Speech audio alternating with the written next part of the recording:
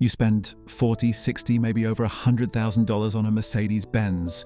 You baby the paint, you keep the interior spotless, you park it away from shopping carts like it owes you money. But every single day you might be doing something behind the wheel that is quietly wrecking the engine from the inside out. And the worst part? None of these things feel wrong. They feel completely normal. They feel like how everyone drives. But Mercedes engines are not like everyone else's engines. They are precision-built, turbocharged, tight-tolerance machines that punish bad habits harder than most cars ever will. Today, we are counting down 10 normal driving habits that are slowly destroying your Mercedes engine right now. And number 1 is the habit that Mercedes technicians say causes more catastrophic engine failures than almost anything else. Let's get into it.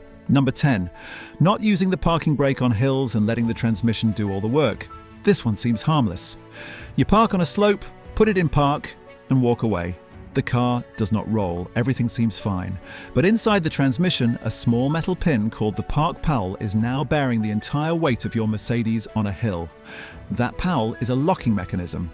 It was designed as a backup, not as the primary thing keeping your 2-ton vehicle from rolling down the street.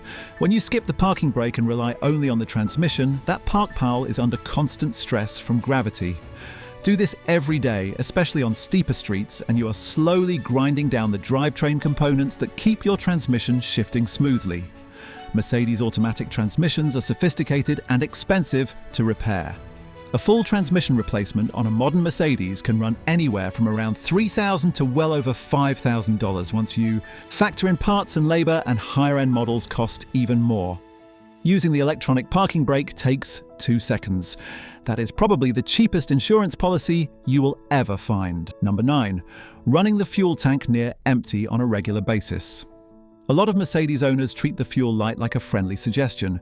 They will drive 30, 40, even 50 miles after the low fuel warning pops up on the dashboard. Maybe they are waiting for a cheaper station. Maybe they just forget.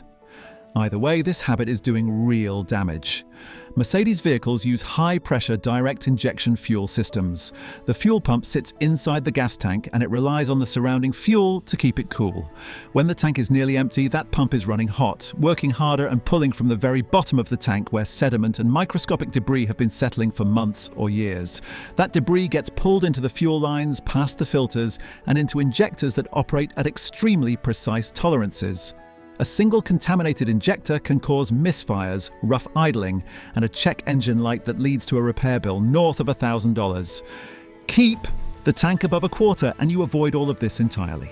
Number 8, driving in sport mode for your everyday commute. Sport mode exists for a reason. Sharper throttle response, higher RPMs before shifting, a more aggressive driving feel. It is fun on a winding back road or when you want to merge onto the highway with authority. But using it to crawl through stop-and-go traffic on your daily commute? That is like wearing a tuxedo to mow the lawn. It looks impressive and accomplishes nothing useful. In sport mode, the engine holds gears longer and revs higher before upshifting. The turbocharger is working harder. Fuel consumption spikes, and every component from the pistons to the catalytic converter is operating under more stress than necessary while you sit behind a school bus going 20 miles per hour. Mercedes designed comfort mode and eco mode for exactly this kind of driving.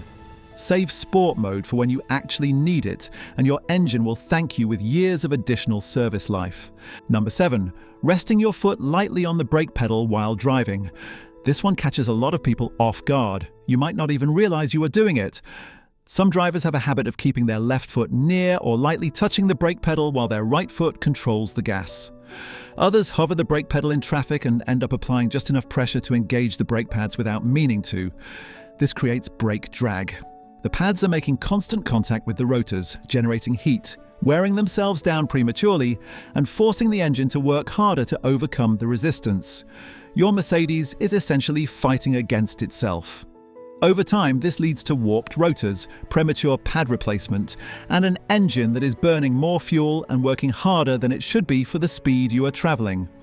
If you notice your brakes feeling spongy or your fuel economy dropping for no obvious reason, this habit might be the culprit.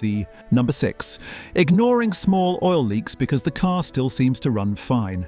Here is a scenario that plays out in Mercedes repair shops every week.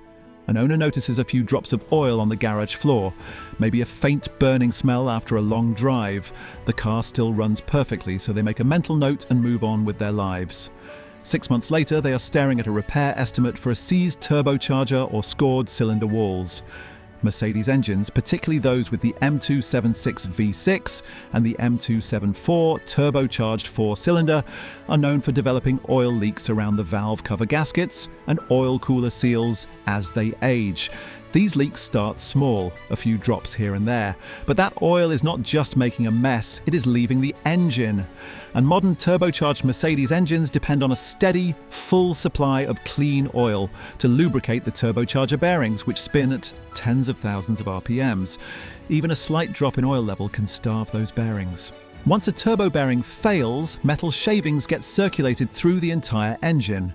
At that point, you are not replacing a gasket, you are replacing an engine.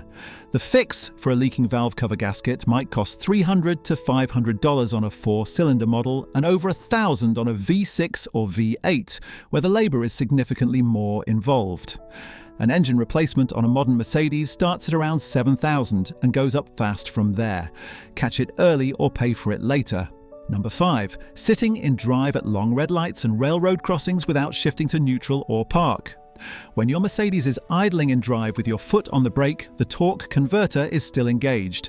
The engine is pushing power into the transmission, and the transmission is fighting against your brake pedal to keep the car stationary. This generates heat in the transmission fluid. For a quick 30-second stop, this is perfectly fine. That is what the system is designed for.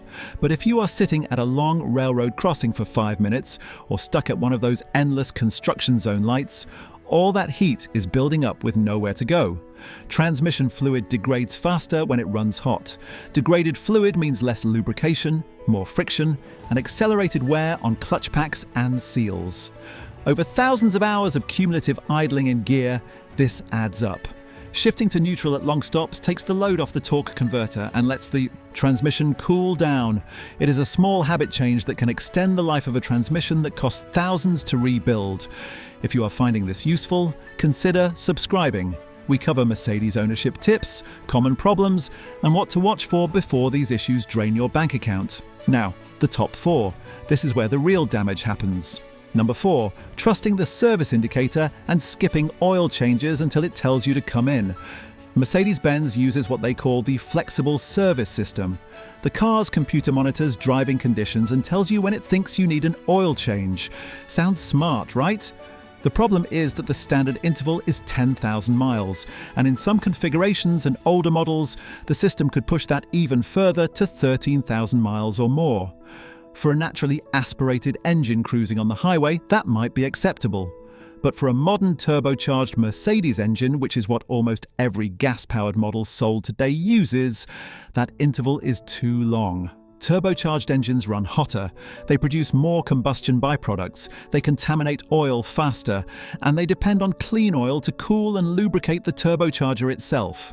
By the time the car tells you to change the oil, that oil has been breaking down for thousands of miles. Sludge builds up in narrow oil passages. Bearings start wearing faster. The turbo is running on degraded lubricant. Most independent Mercedes specialists recommend changing oil every 5,000 to 7,000 miles with a high-quality synthetic that meets the Mercedes-approved specification for your engine, whether that is 229.5, 229.52, or the newer 229.71, regardless of what the dashboard says. The cost difference between a 5,000-mile oil change and a 15,000-mile oil change is maybe $150 a year. The cost difference between a healthy engine and one full of sludge is closer to $10,000. Number 3, making constant short trips without ever letting the engine reach full operating temperature. This is one of the most common habits on this list and one of the most damaging over time. If your daily driving consists of 5-minute trips to the store, dropping the kids at school and puttering around the neighborhood, your Mercedes engine may never be reaching the temperature it needs to burn off moisture and contaminants in the oil. When an engine runs cold, fuel does not combust completely. Unburned fuel and water vapor slip past the piston rings and contaminate the oil sitting in the crankcase. Over weeks and months, that oil becomes diluted and acidic. It loses its ability to protect metal surfaces. And in a Mercedes engine with tight tolerances and aluminum construction, that means accelerated wear on cylinder walls, bearings, and cam surfaces. For diesel Mercedes owners, short trips are even worse. The diesel particulate filter needs sustained highway speed, driving to complete its regeneration cycle, which burns off accumulated soot. Short trips prevent this from happening. The filter clogs, the engine goes into limp mode, and the repair bill can easily hit $1,500 or more. If your lifestyle involves mostly short trips, make a point to take the car on a 20-minute highway drive at least once a week. Get that engine fully up to temperature and let it breathe. Number 2, putting regular 87 octane gas in an engine that requires premium. Every gasoline-powered Mercedes-Benz sold today requires premium unleaded fuel with an octane rating of 91 or higher. This is not a suggestion. It is not a marketing gimmick. It is an engineering requirement. Mercedes engines use high compression ratios and turbocharging to extract maximum power from relatively small displacement. These engines are calibrated to fire their cylinders at precise intervals based on the assumption that you are using fuel that resists premature ignition. When you pump 87 octane regular into a Mercedes, the fuel ignites too early in the combustion cycle. This is called engine knock, and it sounds like a metallic pinging or rattling under the hood. The car's computer will try to compensate by retarding the ignition timing, which reduces power and kills fuel efficiency. But it cannot fully prevent the damage. Over time, running regular gas in a premium-required Mercedes causes carbon buildup on intake valves and fuel injectors, micro damage to piston rings, and increased stress on engine internals. It can even void your warranty if the dealership determines that fuel quality contributed to a failure. The price difference between regular and premium is usually about 40 to 60 cents per gallon. On a 15-gallon fill-up, that is $6 to $9. You did not buy a $50,000 car to save $9 at the pump. And number 1, the habit that Mercedes technicians say they see destroy more engines than almost anything else on this list. Flooring it on a cold engine. You start your Mercedes on a winter morning, maybe a summer morning too, it does not matter. The engine has been sitting for 8 hours. Oil has drained from the upper engine components back down into the oil pan. The turbocharger bearings are essentially dry, and the oil that is still clinging to metal surfaces is cold, thick, and sluggish. Now you pull out of the driveway and immediately mash the throttle to merge onto a busy road. The turbo spools up to full boost. The engine revs to 4,000, 5,000, 6,000 RPM. And every critical component inside that engine is grinding against inadequately lubricated metal. Mercedes engines are especially vulnerable here because many modern models use Alusil cylinder liners. Alusil is a silicon aluminum alloy that lines the cylinder walls in place of traditional steel sleeves. It is lighter and more efficient when the engine is at operating temperature. But when cold and under-lubricated, Alusil is softer and more prone to scoring than steel. Scored cylinder walls mean lost compression, increased oil consumption, and eventually catastrophic engine failure. And because Alusil is a specialized industrial coating, damaged cylinders often cannot be repaired. The entire engine block has to be replaced. That repair starts around $7,000 at an independent shop and can easily exceed $15,000 at a dealership. The fix is simple. Give your engine 60 to 90 seconds of gentle idling before driving. Then drive gently for the first 5 to 10 minutes, keeping RPMs below 3,000 until the oil temperature gauge shows the engine is fully warm. No hard acceleration, no full throttle pulls, just easy patient driving until everything is up to temperature. Your turbo gets proper lubrication, your cylinder walls get proper protection, and your engine gets another 200,000 miles instead of dying at 80,000. If you want to see the biggest maintenance mistakes Mercedes owners make after the break-in period, subscribe for more, and I will see you in the next one.